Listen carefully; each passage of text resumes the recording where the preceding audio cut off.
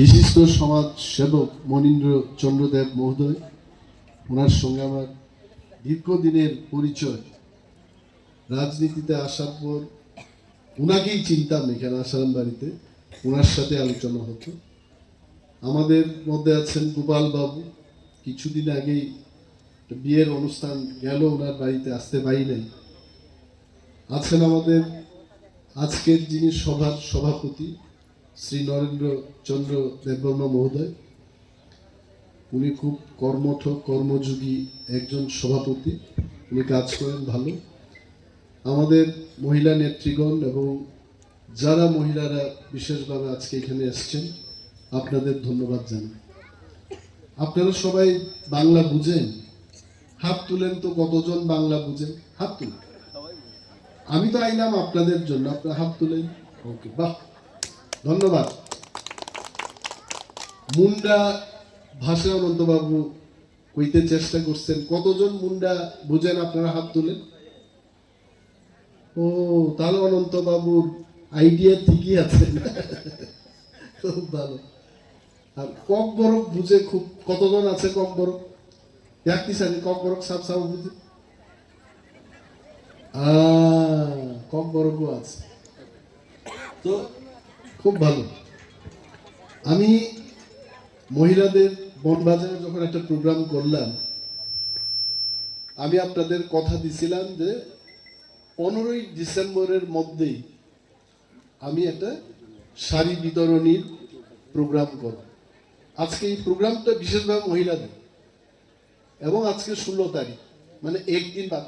এত প্রোগ্রাম ছিল, আমি 12 তারিখে এই প্রোগ্রামটা করার কথা, কিন্তু 12 তারিখে সরকারের একটা প্রোগ্রাম, এই প্রোগ্রামটা না করলে হয় না, ওই প্রোগ্রামটা আমি করলাম। না হয় এই প্রোগ্রামটা 12 তারিখে আমি করতাম, এবং বললাম যে বিশেষভাবে ত্রিপুরা মহিলাদের আমি ফিতুল মানে সুতা এটা বিতরণ করলাম।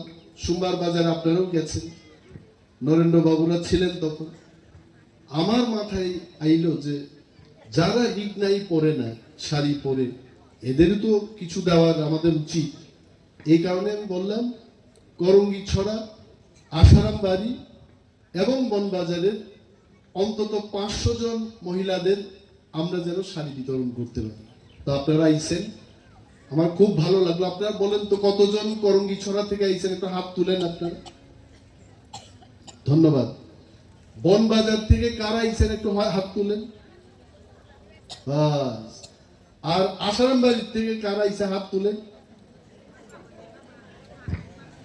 এইবার আসারাম বাড়ির সময় হাত তুলছেন, বনবাজারের সময় হাত তুলছেন, কে আছে তুলেন তো। একজনও নাই না, আমি এগুলো দেখতে পাচ্ছি। বনবাজারের সময় যদি হাত তুলে, আসারাম বাড়ির সময় হাত তুলে, তাহলে এক মহিলাই 2টা শাড়ি নিয়ে দিব আজকে। এটা যেন না হয়, একজন মহিলা শুধু একটা শাড়ি পাইতে যাচ্ছে। তো আমি এইভাবেই কথা দিই। আপনারা আমার ভোট দিচ্ছেন, আগেও তো আপনারা মন্ত্রী পাইছেন। আমি জানি না আগের মন্ত্রীরা আইছেন কিনা, বছরে একবার 2 বছর একবার আইছেন কিনা আমি জানি না, কিন্তু আমি খবর রাখি। আমি কথা দিছিলাম আপনাদের যে আমার ভোট দেন, এই সড়কটা আমি পিচের রাস্তা করাইছি। তো এটা দেখছেন তো আপনারা, এটা হয়েছে এই রাস্তা। এবং আজকে এখানে দাঁড়ায় আবার কই আমি, আমার এই টার্মের মন্ত্রী শেষ হইতে না হইতেই আসারাম বাড়িতে একটা দ্বিতল মার্কেট, বিশাল সুপার মার্কেট আমি করবো এই আসারাম বাড়িতে। এটা জানলেন। তুলাশিগড়ে আমরা শুরু করলাম, চাম্পাহারে শুরু হয়ে যাবে। আপনারা দেখবেন আসারাম বাড়ি সব লিস্ট এই টার্মের মধ্যেই আমি আসারাম বাড়ি পর্যন্ত পৌঁছাইতে পারবো। আর একটা টার্ম যদি পাই, তখন কিন্তু বনবাজার পর্যন্ত যাওয়া যেত। এটা আপনারা ঠিক করেন, কারণ মন্ত্রী 1 বছরে 1 দিনে সবটাই পারে না।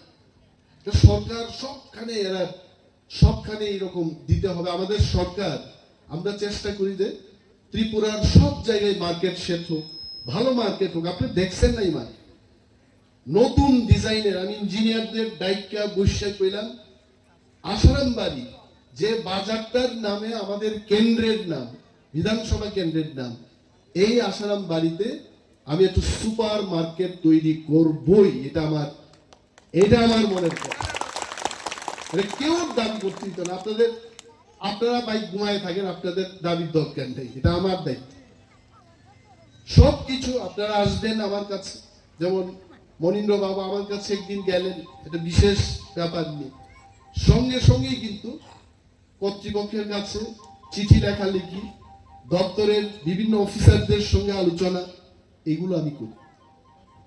এবং যারা গ্রামের, বিশেষভাবে আমাদের গ্রামীণ মহিলারা, এক গ্রাম থেকে আর এক গ্রাম যাওয়া, সড়কের ব্যবস্থা ভালো থাকতে হবে।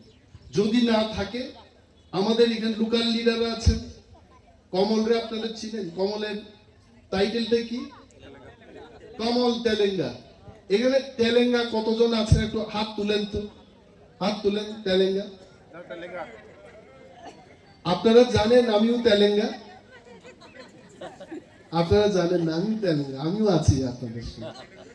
তো কমল তেলেঙ্গা এখানে আছে, শক্তি আছে এখানে, নরেন্দ্র বাবুরা আছেন।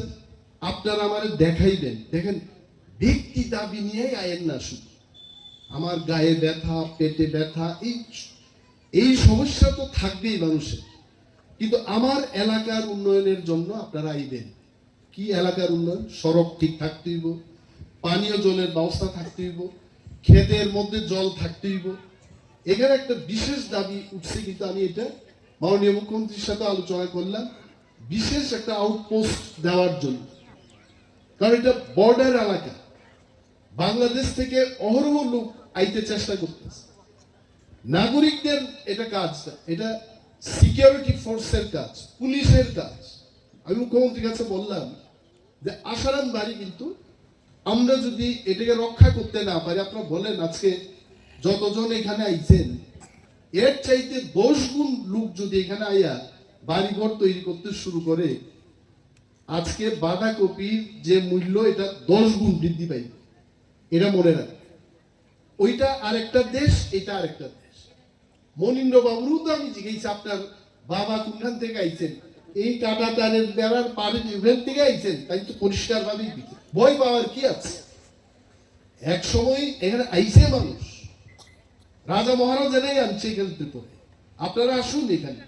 কিন্তু এখন সরকার সিদ্ধান্ত নিছে আর ওই পাড়ের থেকে মানুষ আনা যাবে না, এটা সজাগ থাকবেন আপনারা। এই কারণে আমি মুখ্যমন্ত্রী মহোদয়ের কাছে বললাম যে আশারাম বাড়িতে একটা আউটপোস্ট দরকার। কারণ ওই চাম্পাওয়ার থেকে পুলিশ আইতে আইতে, এটা তো রাস্তার মধ্যে ঘুমায় আইয়ে পুলিশ, এরপরে তার চোখের সামনে দিয়া কে যায় এটা আর দেখে না। পারলে কোনার মধ্যে বয়া আর একটু রেস্ট পেরে হইতো বা যায়। আমি জানি না পুলিশের লোক এরকম করে কিনা, কিন্তু আমার কাছে এলাকার অনেক লোক এটা কইছে, দাদা বা স্যার, চাম্পা হওয়ার থেকে আইয়া এরা ডিউটি ঠিক মতো করতে পারে না, এটা বাস্তব। তো এখানে এগুলোর দাবি আপনারা উঠাইবেন, আপনাদের পক্ষে আমি সরকারের কাছে উঠাবো। ব্যক্তি সমস্যা এটা থাকে। আর আমি অনুরোধ করব, এখানে যারা মহিলারা আছেন, আয়ুষ, এই যে আয়ুষ কার্ড, তো এটা হেলথ কার্ড, এইটা আপনারা কিন্তু সবাই করবেন। এই কার্ড করলে কিন্তু সরকারিভাবেই সমস্ত চিকিৎসার সুযোগ সুবিধা থাকে। অনেক দেববর্মারা যায় না, তেলেঙ্গানা যায় আমি জানি, কিন্তু অনেক দেববর্মারা যায় না। তারা কি ও ছেলে, ও মানে আলিশ লাগে যাইতো না। তো আলিশ লাগে যাইতো না, যখন অসুস্থ হইব তখন তো কার্ড দেয়, টাকা নাই, কার্ড বানানো। এবং আমি জানি মহিলারাই কিন্তু সমাজের সবচাইতে, তারা কষ্ট করে পরিবার তারা দেখে, মহিলাদের শক্তি সাংঘাতিক। একটা মহিলা হওয়া এটা কম কথা না, রান্না করতে হইব।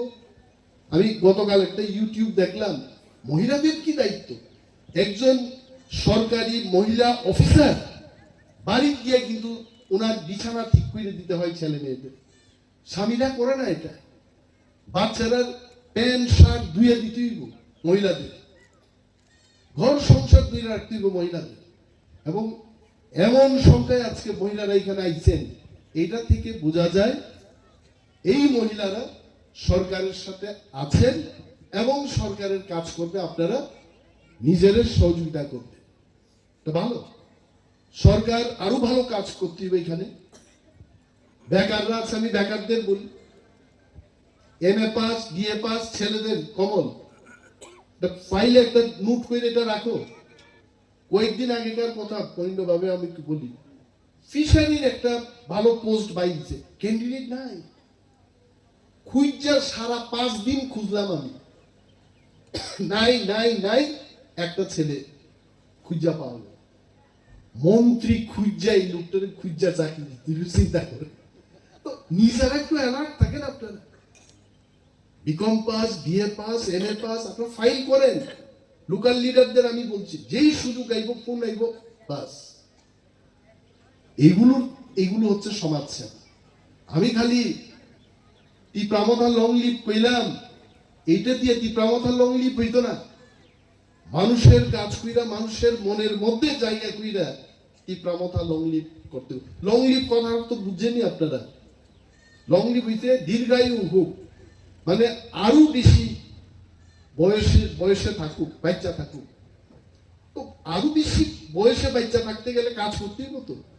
একটার নাম আপনারা শুনছেন, রাজকুমার। আইনি রাজকুমারের চিনেননি আপনারা? রাজার ছেলে রাজকুমার বই ওই যেখানে, ওটাও তুমি, এর নাম রাজকুমার। তীব্রমতা ক্ষমতাতে আইয়ে নাম পাল্টাই দিচ্ছে, আমি রাজকুমার। কিন্তু আমি মন্ত্রী হয়ে কইছেন আমি মন্ত্রী কুমার, কইছেনি কোনোদিন? আমার নাম মনিরাজ দেববর্মা, নাম একটাই দিচ্ছে, শুধু কাম করি মন্ত্রী। আরে বেটা, নাম রাখছে রাজকুমার, কাজ করে না রাজকুমার। কাজ করতে মানুষের কাছে যাইতে, বুঝাইতে। আরে একটা মহিলাদের এখানে কি গ্রুপ কয়টারে? Primitive group. হ্যাঁ, কার্ডটা তো এখন BPL কার্ড বলে না, কি কি কার্ড বলে এটা? Priority group. প্রায়োরিটি গ্রুপের যাদের যোগ্যতা আছে তাদের পাইতে, এই কারণেই তো সরকার। এলাকার লিডাররা কাজ করতো না, মন্ত্রী বাহাদুর জানতেন না, মহিলারা, এখানকার লোকেরা আপনারা বঞ্চিত হইবেন, এটা হইতে দিয়ে না। আমি যখন আই এইভাবে, বিশেষ কোনো কথা থাকলে আমার দাঁড় করায় আপনার জিগাইবেন, দাদা কাকা মামা স্যার যাই রাখেন, আপনি বলবেন যে এই সমস্যা আছে। গতবার আমি বনবাজার যখন আসলাম, একজন রিটায়ার্ড টিচার, উনি যেভাবে ব্যাপারগুলো বুঝাইলেন যে জলের ব্যবস্থা করতে হবে, অনেক সময় এই ভদ্রলোকের কথা আমার মনে পড়ে। উনি কিন্তু রাজনেতা না, উনি রিটায়ার্ড শিক্ষক। এবং পরের দিন গিয়ে আমি কইলাম, ঢুকাও এটা শেডিউলের মধ্যে, আগামী অর্থবর্ষে এই কাজ আসারামবাড়ি বনবাজার এলাকায় এটা করতে হবে। এটা হচ্ছে রিপোর্টিং। এই রিপোর্ট আপনারা করুন। আমি জানি মহিলারা কেন তাড়াতাড়ি হাততালি বাঁধিতেন, কারণ এটা নিয়ে আপনার বাড়িতে চাইতেন। হ্যাঁ, আপনারা ভাবতেছেন তাই কেন বক্তৃতা শেষ করে না, কোন কালারটা জানি আমার পরে, এটাও তো আর একটা কথা। কারণ বিভিন্ন রঙের শাড়ি, এইতে কোন শাড়িটা আমার, এটাও তো কথা। এমনই তো হইতে পারে একটা টার্গেট করে রাখলাম, এটা দেওয়া হয়েছে আরেক মহিলার, এটা হইব কিন্তু আছে। আর যদি আমি কই যে যার পারিতে নিয়ে যান, বিপদ, এটা কইলেন না আপনি। লাইনের পর লাইন, লাইনের পর লাইন এইভাবে নিবেন।